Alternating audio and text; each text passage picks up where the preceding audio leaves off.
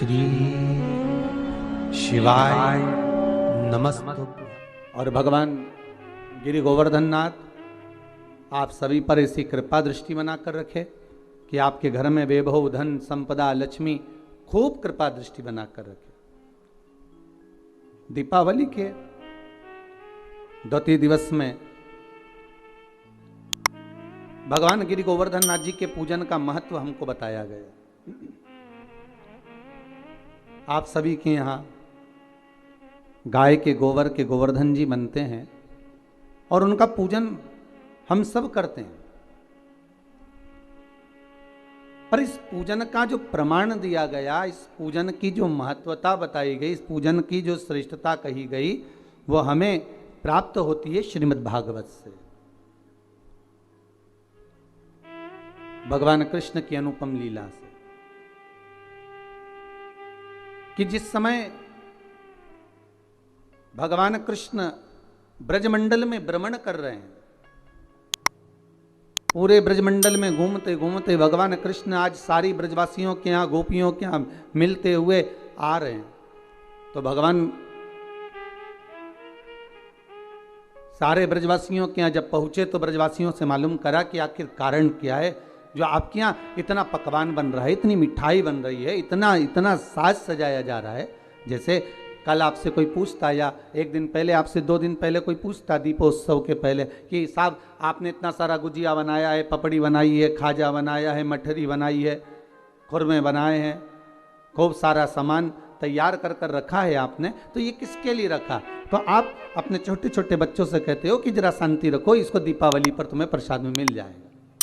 ये पपड़ी, ये गुजिया, ये मठरी, ये बालूशाही आपको मिलेगी जरूर, पर दीपावली का पहले पूजन हो जाए उसके बाद दिया जाएगा। मतलब लक्ष्मी जी के लिए हमने सारी तैयारी करी। और अगर सारे ब्रजवासियों से भगवान कृष्ण पूछ रहे हैं, ब्रजवासियों ने यह नहीं कहा कि हमने लक्ष्मी पूजन की तैयारी करी है। ब्रजवासी तो यह कह रहे हैं कि हमारे यहाँ इंद्र की पूजन होती है और वो इंद्र के पूजन होती है, तो हम उस इंद्र के पूजन के लिए इतना सारा पकवान तैयार करें। हमने जो इतना सारा भोग तैयार करा है, इतना सारा पकवान तैयार करा है, ये इंद्र की पूजन के लिए करा। तो भगवान कृष्ण ने सारे ब्रजवासियों से बात करते करते करते करते पूछते पूछते तब एक बुजुर्ग, एक बूढ़ी माता के पास पहुंच गए। एक बूढ़ी मां के पास जाकर पूछा, मां आप बताओ कि इतना सारा पकवान क्यों तैयार किया जा रहा है? ये इतना सारा भोग किसके लिए तैयार किया जा रहा है? तो महाराज वो बूढ़ी मां कहती है, अरे कान्हा तुमको नहीं मालूम क्या, अपने यहाँ दीपावली के इस पावन अवसर पर, अब दीप उत्सव के पावन अवसर पर हम इंद्र की पूजन की तैयारी कर रहे हैं। अच्छा, तो इंद्र के पूजन क्यों?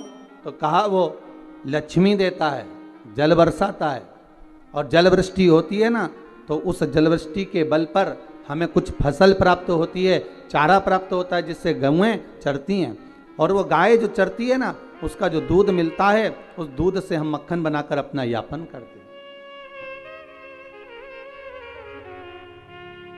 भगवान कृष्ण कह रहे हैं, माता जी,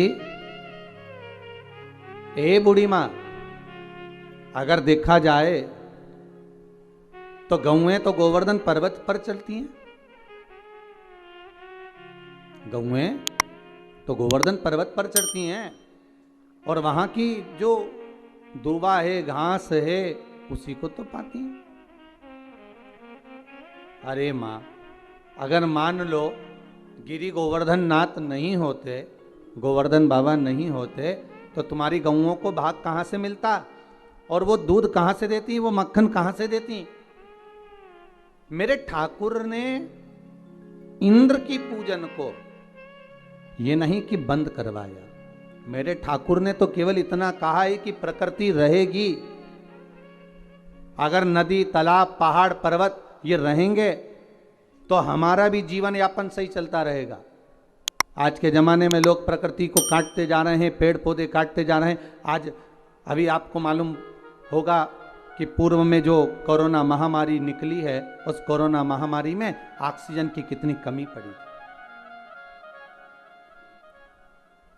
उसका सबसे बड़ा अगर कहीं नुकसान है तो हमने किया, कोई दूसरे ने नहीं करा। कोरोना महामारी के चलते अगर ऑक्सीजन की कमी पड़ी तो हमारे कारण पड़ी। हमने पेड़ पौधे, जितने बड़े बड़े पेड़ पौधे थे, कॉलोनियां बनाना है, रोड बनाना है, मार्ग बनाना है, ये निर्माण करना है, वो निर्माण करना है, अपने सुख के लिए, अपने साधन के लिए हमने उन वृक्षों को काट दिया, हमने उन वृक्षों को नष्ट कर दिया, हमने उन वृक्षों में आग लगा दी। और अभी भी हम बंद नहीं हुए इन वृक्षों को काटने से, अभी भी हम काट रहे हैं। हमारे नदी नाले तालाब सरोवर जितने भी बने हुए हैं, इन सारे नदी नाले तालाब सरोवर में हमने इतना कचरा पटक दिया, इतना कचरा डाल दिया कि वो नदी नाले अभी तक साफ नहीं हो पाते। हमारे पहाड़ पर्वत इतने विशालतम थे जिनको काट काट कर हमने अपना निर्माण कार्य कर लिया। बड़े बड़े उत्तराखंड क्षेत्र में जाकर देखिए तो बड़ी बड़ी होटलों का निर्माण कर दिया। सारे अगर हम कर रहे हैं अपना नाश, हम अपने जीवन को नष्ट स्वतः कर रहे हैं, स्वयं कर रहे हैं। क्योंकि प्रकृति है तो हम हैं और प्रकृति नहीं तो हम भी नहीं। भगवान कृष्ण यही कह रहे हैं, भगवान कृष्ण यही समझा रहे हैं कि मां अगर पूजन करना है तो गोवर्धन नाथ जी का पूजन करने चलो ना। इस गिरिराज पर्वत का, इस गोवर्धन नाथ जी का अपन आनंद से पूजन करें। माता, एक बूढ़ी माँ को समझाया, तब यशोदा जी के पास गए और यशोदा मैया के गले में बैया डालकर मेरे ठाकुर जी कह रहे हैं, माँ अब आप क्या कर रही हो? माँ कहती है इंद्र के पूजन की तैयारी। माँ इंद्र का पूजन नहीं, गोवर्धन नाथ जी का करो, गिरिराज बाबा का। कौन है गोवर्धन नाथ?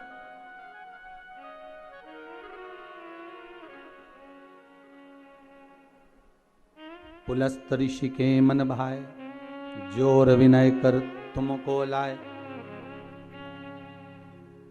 ये कौन है गोवर्धन नाथ? महाराज, जिस समय पर श्री राम जी महाराज सुंदर सेतु का निर्माण कर रहे हैं,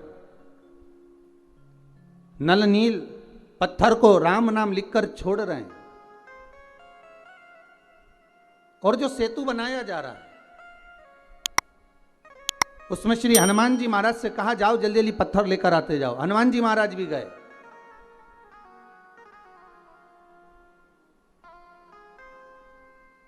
महाराज और हनुमान जी महाराज गए और गिरी गोवर्धन नाथ जी को उठाकर लिया है। अब पर्वत को लाते लाते लाते लाते उन्होंने कहा इतना विशाल पर्वत है, एक ही जगह पर रख दूंगा तो बस वहीं से मार्ग बन जाएगा। पर लाते लाते इतने में सूचना मिल गई कि अब तो इस सेतु का निर्माण हो चुका है, अब सेतु का निर्माण हो गया, अब नहीं लाइए, आप उसको रख दीजिए, जहां से लेकर आ रहे हो वहीं पर रख दीजिए, जहां पर हो वहीं रख दो। श्री गोवर्धन नाथ जी को सारे बंदर, जितने भी बानर थे, सारे के सारे जो पर्वत ला रहे थे, हनुमान जी ने जैसे ही गोवर्धन नाथ जी को नीचे रखा, सारे बानरों ने उनके ऊपर शिलाओं को रखना प्रारंभ कर दिया। प्रारंभ करा तो गोवर्धन नाथ जी की आंखों में जल भर गया और जल भर कर श्री हनुमान जी से बोले, हनुमान तुम राम काज के लिए मुझे लेकर जा रहे थे, पर तुमने मुझे बीच मार्ग में रख दिया है। अगर मुझे भगवान नहीं मिले तो हे हनुमान, मैं तुम्हें श्राप दे दूंगा कि तुम्हारी भी सेवा करने वाला बीच मार्ग में रह जाएगा। हनुमान, जिसको मिलाने के लिए लेकर आए हो, कम से कम एक बार उसका दर्शन तो करा देते, एक बार उससे मिला तो देते। हनुमान जी की आंखों में जल भर गया। हनुमान जी महाराज ने राम जी से जाकर कहा, नाथ वो गोवर्धन पर्वत तो मुझे श्राप दे रहा है, गोवर्धन नाथ जी की वो कंदराएं मुझे श्राप दे रही हैं। बाबा राघव जी, हे प्रभु जी, आप बताओ मैं क्या करूं? भगवान राम जी ने कहा, गोवर्धन पर्वत से जाकर कहो तुम चिंता मत करो, अभी त्रेता के अंतर्गत तुम्हें लेकर आ रहे थे, तुम विश्राम करो इसी जतिपुरा में, ब्रजमंडल में। जब भगवान राम का अगला अवतार होगा, कृष्ण अवतार, तब स्वयं भगवान कृष्ण, आप जो प्रतीक्षा कर रहे हो, जो बाट जो रहे हो, जो इंतजार कर रहे हो, भगवान स्वयं राम कृष्ण का अवतार लेकर आएंगे और भगवान कृष्ण बनकर आकर आपकी पूजन करेंगे। देखिए शिव महापुराण में भी पहले वर्णन किया कि आप अगर इंतजार कर रहे हो, आप भगवान की बाट जो रहे हो, इंतजार कर रहे हो, प्रतीक्षा कर रहे हो, विश्वास रखकर भगवान का भजन कर रहे हो, एक दृढ़ता बनाकर, एक भरोसा रखकर, विश्वास रखकर, दृढ़ता रखकर अगर भगवान की भक्ति में डूबे हो तो ये पक्का है आज नहीं तो कल मेरा महादेव, मेरा ठाकुर, मेरा राम, मेरा कृष्ण आपको मिलेगा जरूर, प्राप्त जरूर होगा।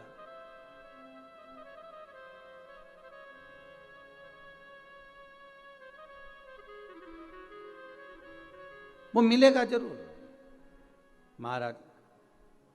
उसकी प्राप्ति का केंद्र बिंदु है हमारा विश्वास। वो कहते हैं ना महाराज,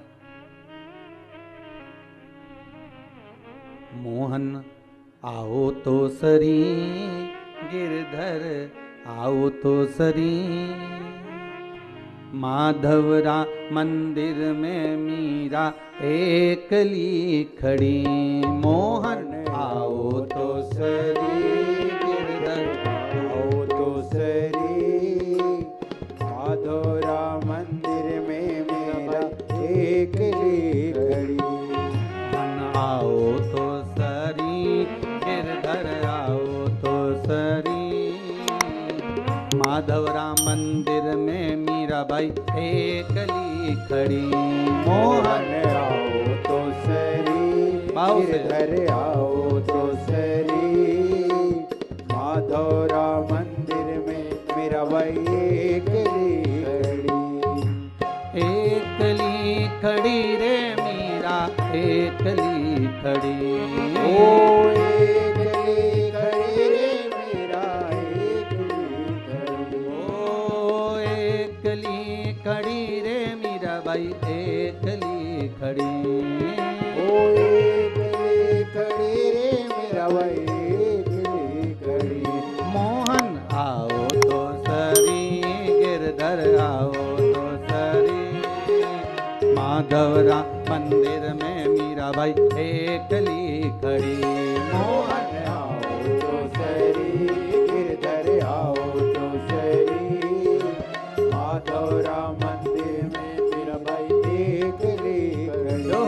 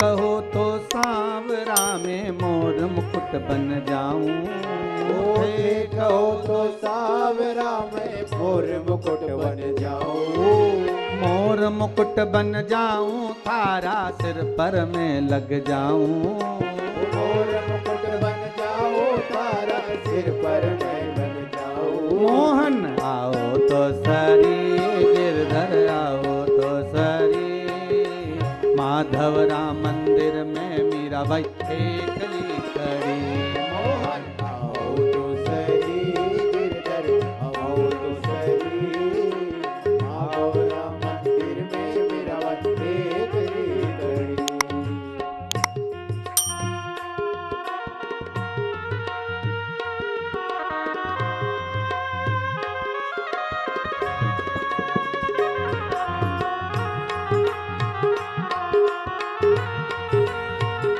जय हो।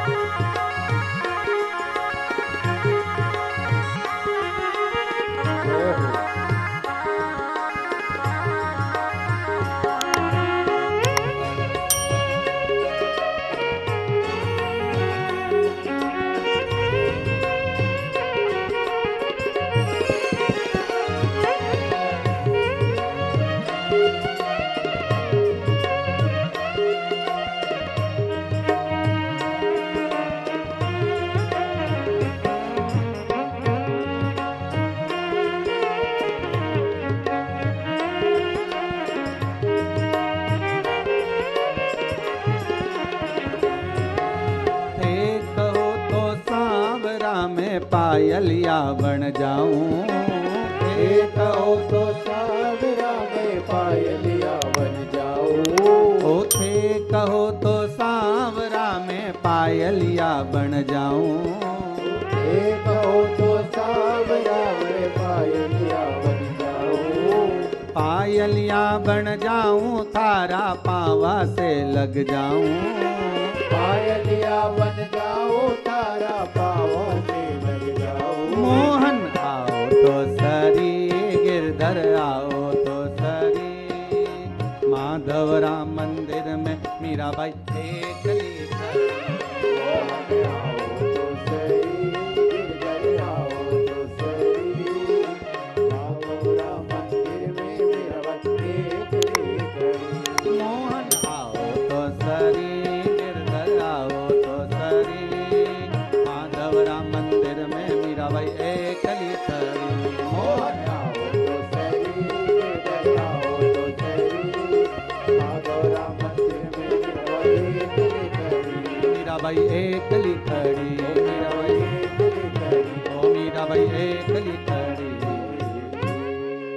अगर विश्वास पक्का है, भरोसा यदि दृढ़ है, तो परमात्मा क्यों ना आएगा। हनुमान जी जाओ गोवर्धन नाथ जी से कहकर आओ, आप इंतजार करना, बाट जोना, प्रतीक्षा करना।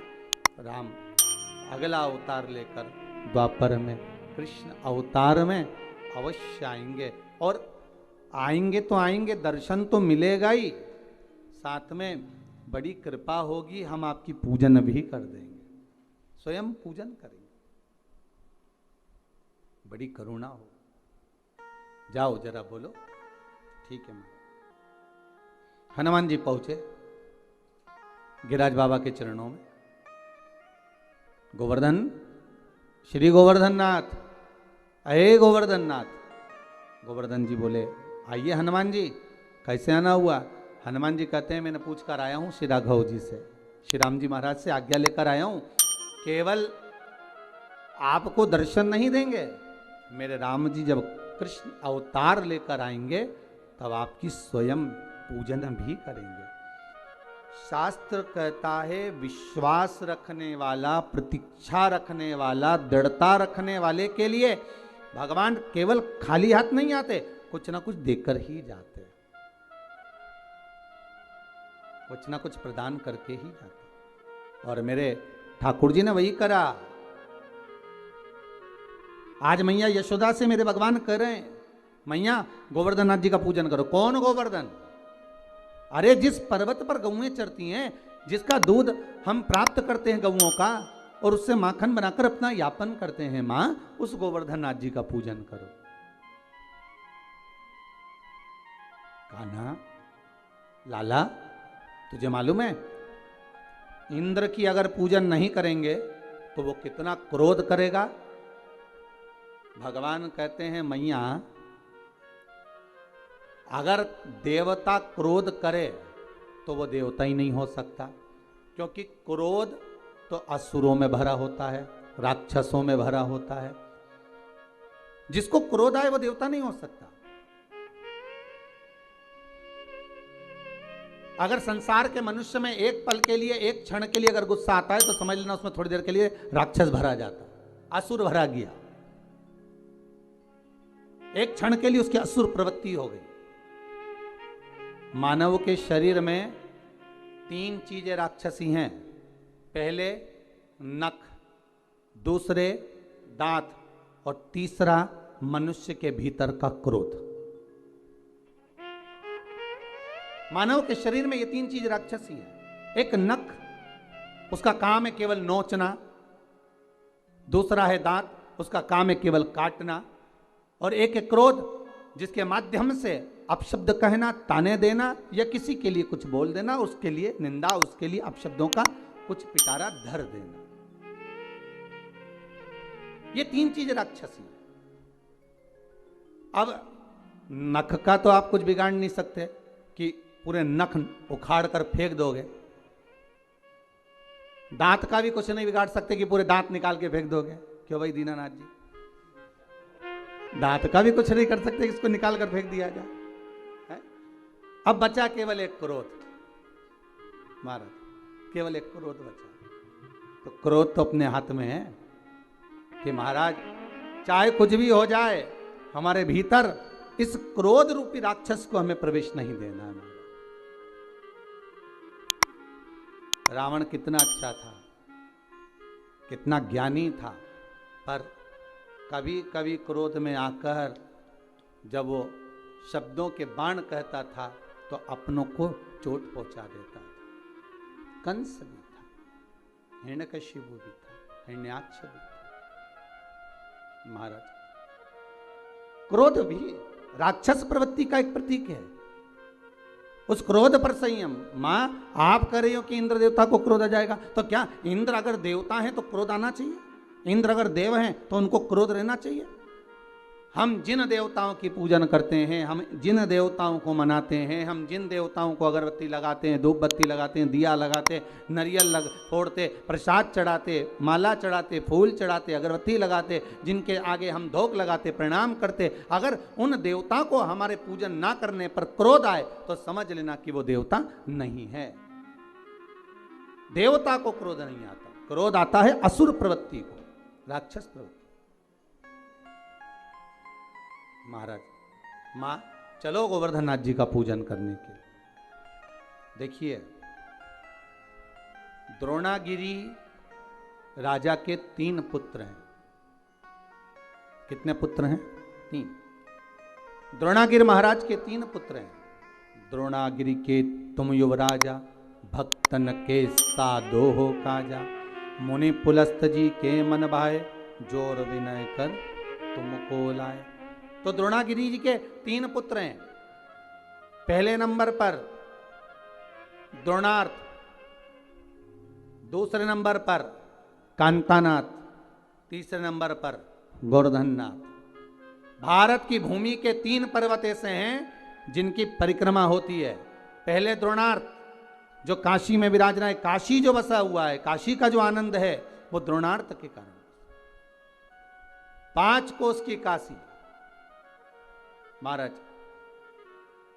अगर हम काशी की परिक्रमा करते हैं तो समझ लो वो द्रोणार्थ की ही परिक्रमा। दूसरे नंबर पर कांतानाथ जो चित्रकूट में जिनका निवास है, राम जी के विश्राम के लिए, राम जी को आराम करने के लिए श्री हनुमान जी महाराज ने पहले ही द्रोणागिरी से उनके दूसरे नंबर के पुत्र कांतानाथ जी को लाकर रख दिया। दूसरे नंबर पर है कांतानाथ जिनकी परिक्रमा होती है महाराज 3 कोस की। कभी कई लोग कहते हैं 5 कोस की है, कोई कहते हैं 3 कोस की है, पर ये तो भगवान का भाव है कि आप जिस भाव से करते हैं भगवान उस भाव से निवास करता है। तीसरे नंबर पर हैं गोवर्धननाथ। ये पिता द्रोणागिरी के हैं और अपनी माता के बड़े प्रिय हैं। माता पिता का जो स्नेह रहता है वो जरा छोटों पर ज्यादा रहता है, छोटे पर ज्यादा प्रियता रहती है। बड़ा पिता को प्रिय, छोटा माता को प्रिय। अब बचा है बीच का मंझला, जो बीच का रह गया मंझला, तो कहे ये किसका प्रिय? तो शिव महापुराण कथा कहती है ये भोलेनाथ जी का प्रिय है, ये ठाकुर जी का प्रिय है, राम और कृष्ण का प्रिय है।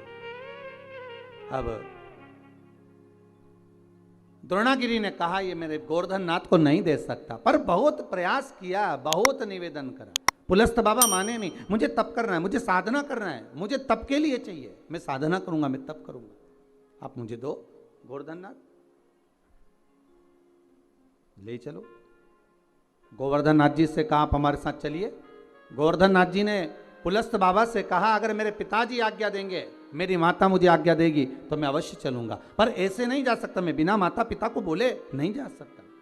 ठीक है, जाकर निवेदन करा पुलस्त ऋषि ने, द्रोणागिरी आपके छोटे पुत्र को चाहिए।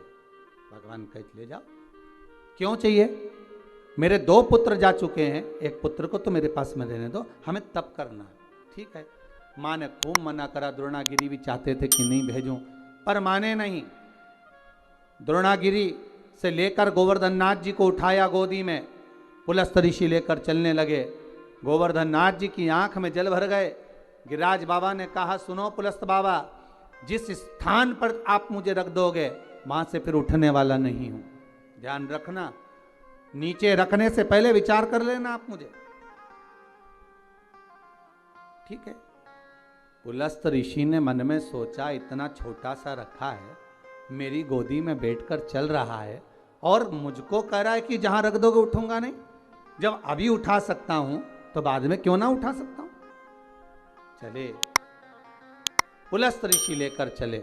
बीच मार्ग में पुलस्त बाबा जब जतिपुरा में पहुंचे, ब्रज के रज में जब पहुंचे, ब्रजमंडल में जब पहुंचे, पुलस्त बाबा थक चुके थे, इसलिए जल का पान करने के लिए गोवर्धन नाथ जी को नीचे रखा।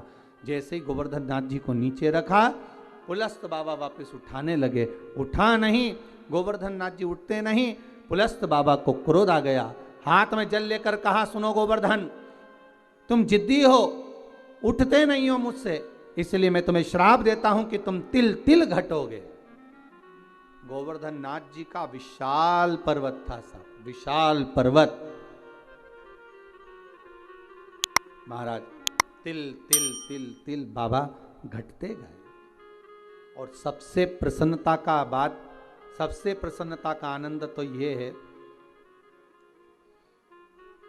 कांतानाथ जी भी आज भी पृथ्वी पर विराज रहे हैं, द्रोणार्थ आज भी पृथ्वी पर विराज रहे हैं, और गोवर्धन नाथ जी भी आज भी पृथ्वी पर विराज रहे हैं।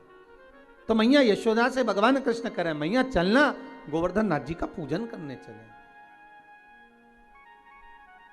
मां चलो।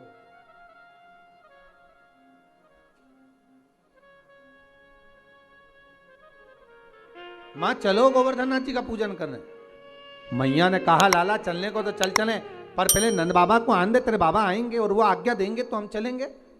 मैया आप चलो। तो मैया ने सारा साज सजाया, जितना सामान था सब रख लिया, भोजन का जो भी सामग्री सिद्ध हुई थी वो रख ली। चले, गिरि गोवर्धन नाथ जी का पूजन करने चले। महाराज मैं तो गोवर्धन को जाऊं मारा वीर, नहीं माने मेरो मनवा। मैं तो गोवर्धन को जाऊं मारा वीर, नहीं माने मेरो मनवा। मैं तो गोवर्धन को जाऊं मारा वीर, नहीं माने मेरो मनवा। मैं तो गोवर्धन को जाऊं मारा वीर, नहीं माने मेरो मनवा। नहीं माने मेरो मनवा, नहीं माने मेरो मनवा। ओ नहीं माने मेरो मनवा, नहीं माने मेरो मनवा। मैं तो गोवर्धन को जाऊं मारा वीर, नहीं माने मेरो मनवा। मैं तो गोवर्धन को जाऊं मारा वीर, नहीं माने मेरो मनवा। मैं तो गोवर्धन को जाऊं मारा वीर, नहीं माने मेरो मनवा। मैं तो गोवर्धन को जाऊं मारा वीर। बोल गिरिराज महाराज की।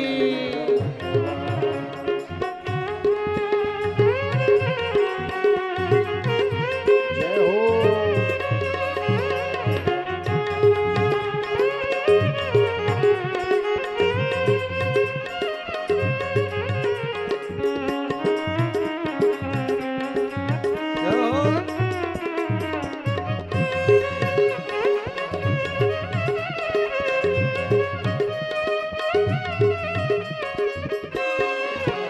अरे सात कोस की करूं परिक्रमा, सात कोस की करूं परिक्रमा। तो सात कोस की करूं परिक्रमा। सात कोस की करूं परिक्रमा। मैं तो मानसी गंगा नहाऊं मारा वीर, नहीं माने मेरो मनवा। मैं तो मानसी गंगा नहाऊं मारा वीर, नहीं माने मेरो मनवा। मैं तो गोवर्धन को जाऊं मारा वीर, नहीं माने मेरो मनवा। मैं तो गोवर्धन को जाऊं मारा वीर, नहीं माने मेरो बोल गिरिराज महाराज की। जय।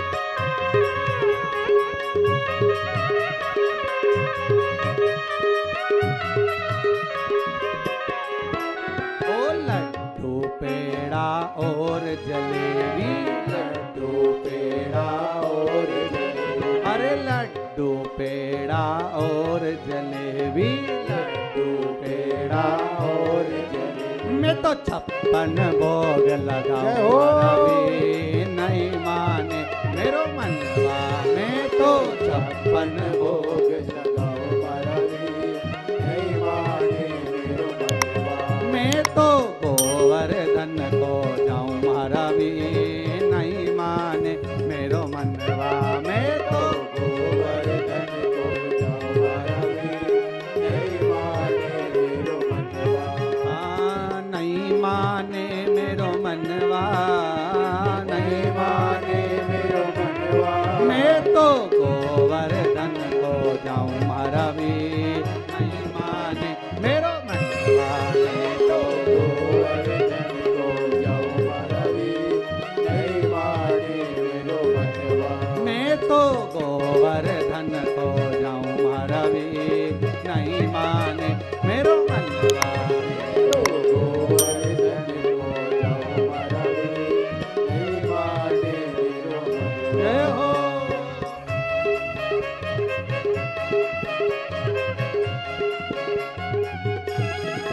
बोल जय हो। राज महाराज की।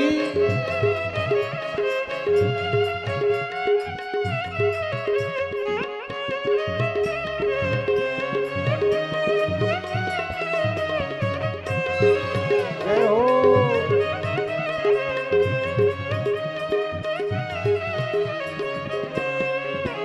ओ राधा कुंड पे संत बहुत हैं, राधा कुंड पे संत बहुत हैं। ओ राधा कुंड पे संत बहुत हैं, राधा कुंड पे संत बहुत हैं। मैं तो नित नित भोज कराऊं महारावी नहीं माने मेरो मनवा, मैं तो नित नित भोज कराऊं मरवी, नहीं माने मेरो मनवा। मैं तो गोवर्धन को जाऊं महारावी नहीं माने मेरो मनवा, मैं तो गोवर्धन को जाओ मरवी, नहीं माने मेरो मनवा। बोल गिरिराज महाराज की जय। भगवान गोवर्धन नाथ जी के चरणों में माता यशोदा को लेकर ब्रजवासियों को लेकर भगवान कृष्ण पहुंच गए और गिरिराज बाबा की पूजन करने के लिए बैठ गए।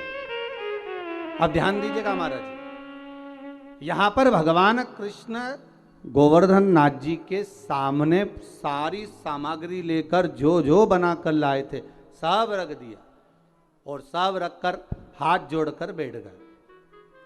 अब भगवान सारे ब्रजवासी आपस में बात कर रहे, इस पत्थर में से कोई देवता निकलेगा, पर्वत में से कोई देवता निकलेगा। अब देवता कैसे निकले? सारे ब्रजवासी बात करने लगे, ये नंद बाबा को छोरा ने तो पूजन करा दी, पर इसमें से कोई देवता निकलेगा ही नहीं। इंद्र होते तो अभी तक खाकर चले जाते, भोजन कर कर चले जाते। जब भगवान प्रकट ही नहीं हो रहे, भगवान कृष्ण ने हाथ जोड़ा, हे गोवर्धन बाबा बड़ी कृपा करिए दयालु दाता, आइए प्रकट होइए, ब्रजवासी आपके लिए इतना सामग्री बनाकर लाए हैं, आप पाइए। भगवान कृष्ण का तो कहना ही था, भगवान कृष्ण का ही एक अंश अवतार गोवर्धन पर्वत में से प्रकट हो गए गिरिराज बाबा। हजारों हाथ कर लिए, भोजन करना प्रारंभ करा। जैसे ही भोजन करना प्रारंभ करा, सारे पात्र खाली होने लगे, ब्रजवासी आपस में बात करने लगे, हे भगवान बड़ा गजब हो गया। इंद्र था तो भोजन करने के बाद थोड़ा छोड़कर भी जाता था, ये तो पूरे की पूरे बर्तन की बर्तन निपटा दे आ रहा है, ये तो सब खाए जा रहा है, सारा पाए जा रहा है। भगवान कृष्ण ने शब्द सुना तो भगवान हाथ जोड़कर बोले, हे गोवर्धन नाथ दादा कृपा करिए बाबा, इन ब्रजवासियों के लिए थोड़ा सा प्रसाद छोड़ दीजिए।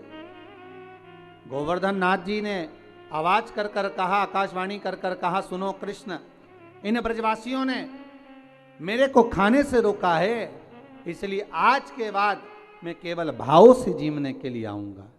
और महाराज तब से मेरे गोवर्धन नाथ भाव से जीवते। आप भी अपने घर में जब भोग लगाते हो,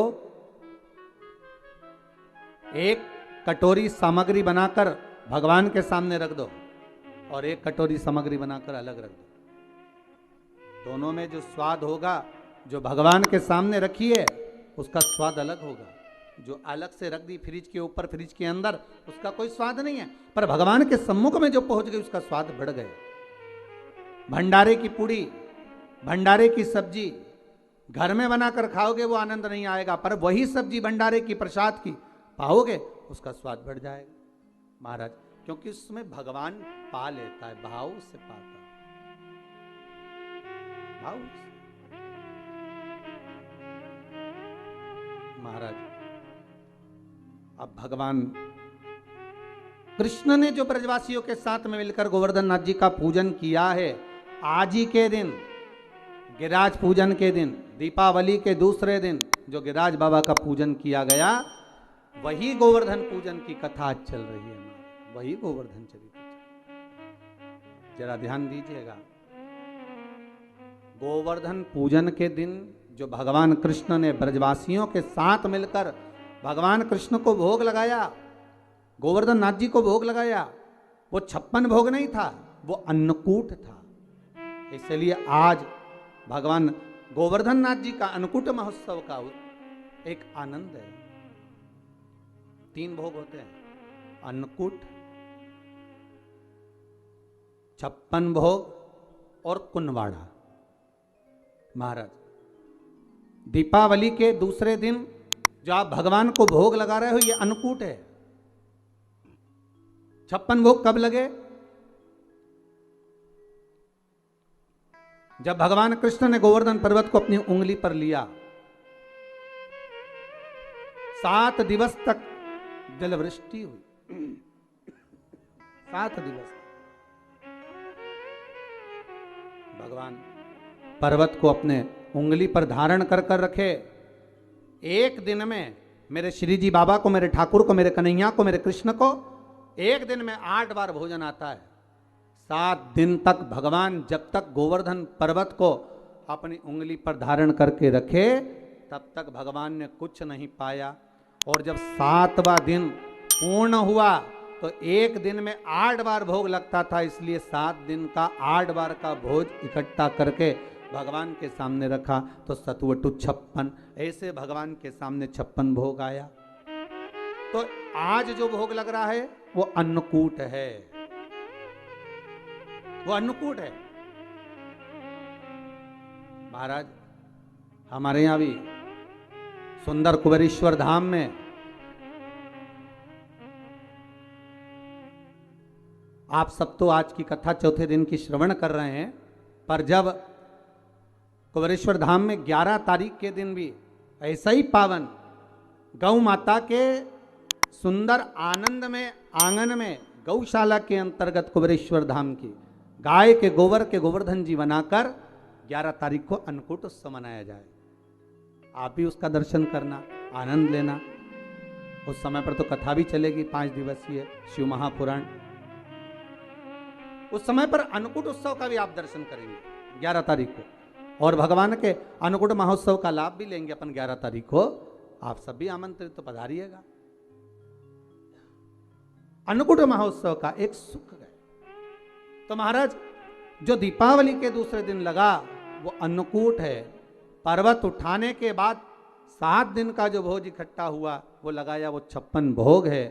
और भगवान कृष्ण के साथ में सारे ब्रजवासी नंद बाबा के साथ में मिलकर जो भगवान गोवर्धन नाथ जी का प्रति समय पूजन करने जाते थे और जो भगवान को भोग लगाते थे वो उसको कुनवाड़ा कहा गया। कुनवाड़े का मतलब है कुनवे के साथ, परिवार के साथ में जाकर भगवान को भोग लगाया जाए, वो कुनवाड़ा है।